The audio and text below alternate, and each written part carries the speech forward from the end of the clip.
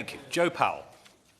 Thank you, Sir Jeremy. It's a pleasure to serve under your chairship, and I thank my honourable friend from Welland Hatfield for securing this debate, and to all the ministers who are working flat out on the European reset.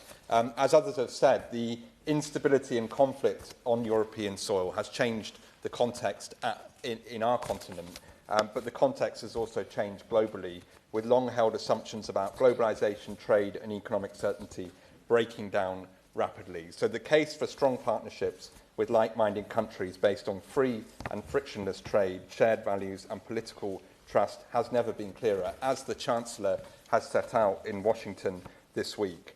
I was elected last July to be the MP for Kensington and Bayswater, the most international constituency in the country, and I stood on a clear promise to those residents that I would be a pro-European voice in Parliament and advocate for a closer, more pragmatic UK-EU relationship after years of chaos under the Conservatives. The global businesses, the world-class institutions like Imperial, the international trade hubs, and most importantly, the blended families from all over the world all say the same thing to me, that uncertainty and red tape from this current shambolic deal have hurt investment, jobs, growth and family relationships and have hit our economy to the tune of £100 billion. My constituents didn't vote for more trade barriers and bureaucracy. They voted for cooperation, opportunity and a shared future with Europe. So first, on security, I think we need to go further, deepening defence cooperation between the UK and the EU to stand firm against Putin's aggression. Whenever I meet my Ukrainian community, at our social club, at the embassy, at our school, I'm reminded exactly what's at stake in the EU-UK Defence Pact, going further on procurement, intelligence sharing, as we've done with Germany, on stopping people smuggling shows what we can achieve together.